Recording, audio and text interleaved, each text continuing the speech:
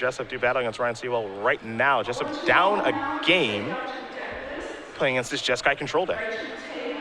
And the creatures here for Mantis Rider 4, Soulfire, Grandmaster 4, Jace, Vince Prodigy, and then 2 copies of Hushwing Griff, and then a whole bunch of spells as game number 2 does begin. Jessup with a Swamp and now a Wooded Foothills. He'll pass the turn back. You saw Seawell start off with a Mystic Monastery, now a Flood Strand. Pass that turn back. Jessup will start by sacrificing a Wooded Foothills on turn number 3. He'll search with a basic forest. No red mana to search for in the deck. Just want some more cards in the graveyard.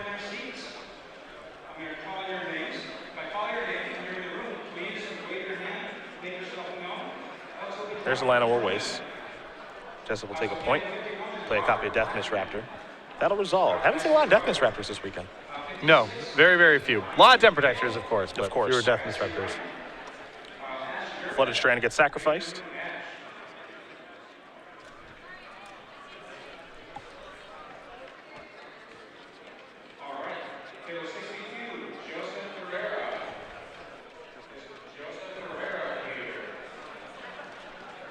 An island of plains.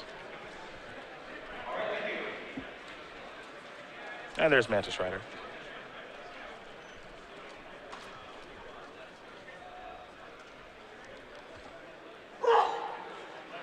There'll be 3 in the air, of course. Jessup down to 15.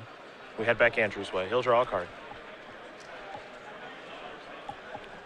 Ryan with a much more burn-heavy take on this deck than we typically see. 3 Wild Slash, 3 Lightning Strike, 3 Stoke the Flames, and 3 Exquisite Firecrafts. Deathness Raptor coming into the red zone. Maybe 15 all.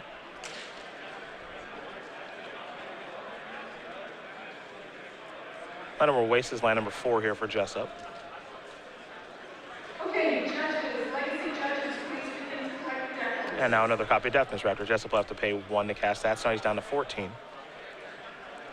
Jessup will be heading back to Seawell's way in just a moment. Taking 3 points of damage off of his lands thus far and was unable to kill a Mantis Rider.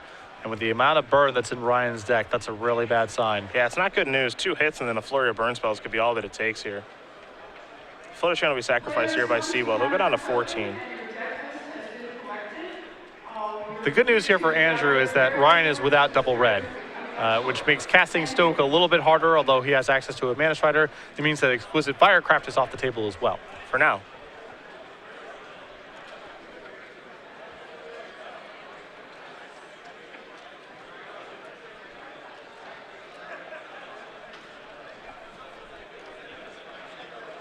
There's an attack for 3, Jessup down to 11. There's a Soulfire Grandmaster.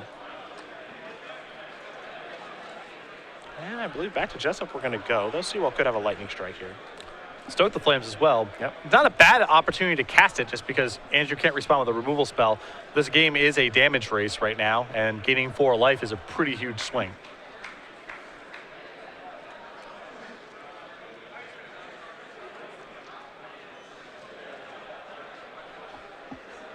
Is it time for the beatdowns? It appears that it is.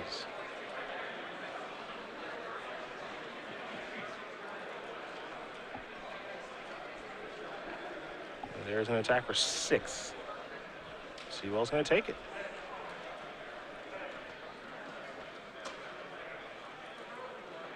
He's going to go down to 8. And Jessup will take the lead. Let's see what the follow-up is here.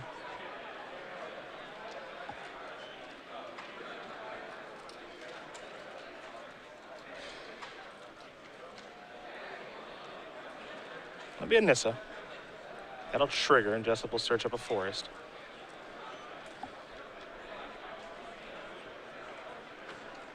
Very Borderland-esque this game. Borderland Ranger-esque, excuse me, this game. Be surprised if we got to a stage where we're flipping it here. I would be surprised. We're definitely in a racing game. I don't know how much longer this game is going to go. And it certainly seems as though it's favoring Seawell right now. And as much as Nissa is just sort of this flat value sort of card, doesn't feel like it's necessarily better or worse in any given matchup, this is the type of matchup where Nissa is low impact. You're rarely going to be able to flip it. It's not going to block very often. So the Flame is going to go upstairs. It's not going to have lifelink anymore because Ultimate Price is going to take care of the Soulfire Grandmaster, but it's still good here. Well, that was my concern with Ryan waiting, was gaining 4 life in this kind of game seems really, really powerful to me, given the way the game's being played out. Yeah, well, the second Stoke is going to make things really easy here for Seawell. He's going to get the job done over Andrew Jessup, 2-0. Burn Spells and Mantis Rider. It's a strategy that we have seen for some time now, and it's good yet again. Can't kill it. Andrew's the only removal spell he brought to the table that game was Ultimate Price. Can't touch Mantis Rider with it, and a couple points off of Bledawar Waste and Wooded Foothills and a clock that was too slow.